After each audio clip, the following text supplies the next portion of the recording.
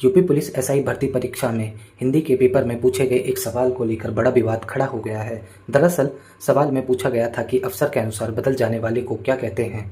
उसके विकल्प में 4 शब्द दिए गए थे, जिसमें एक शब्द पंडित भी शामिल था, जिससे कई लोगों ने आपत्ति जताई है। आरोप यह भी है कि एक विशेष समुदाय की भावनाओं को आहत करा गया है।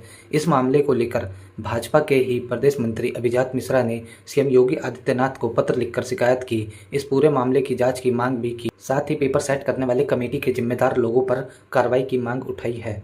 वहीं देवरिया से बीजेपी विधायक ने इस पूरे मुद्दे पर सवाल उठाते हुए कहा कि आखिर एक ही समुदाय को निशाना क्यों बनाया गया है।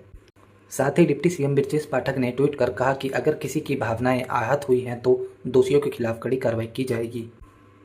उधर इस पूरे मामले पर कांग्रेस प्रवक्ता अंशु अवस्थी ने भी अपनी प्रतिक्रिया देते हुए कहा कि परीक्षा जैसे गंभीर मामलों पर सरकार को अधिक जिम्मेदार और संवेदनशीलता दिखानी चाहिए। भाजपा योगी आदित्यनाथ सरकार जातिवादी मानसिकता से ग्रसित है। पहले योगी आदित्यनाथ जी के कार्यकाल में 700 से ज्यादा ब्राह्मणों को निशाना बनाकर मारा गया। सरकार अपराधियों का संरक्षण करती रही। उसके बाद और दूसरे कार्यकाल में भी वही भावना बनी रही। और तो और उसके बाद कोई कोर कसर नहीं छोड़ी ब्राह्मणों को अपमानित करने में। सनातन धर्म के शंकराचार्य के बटुकों को पीटा गया।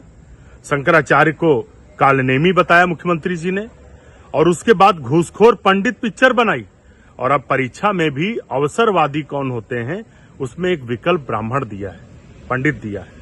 ये दर्शाता है कि भारतीय जनता पार्टी की जो नफरत भरी सोच है, पहले वो दलितों के प्रति तो थी ही थी, अब वो ब्राह्मणों के प्रति भी हो गई है। ब्राह्मण समाज की भावनाओं को और ब्राह्मण समाज को लगातार अपमानित भारतीय जनता पार्टी सरकार में किया जा रहा है।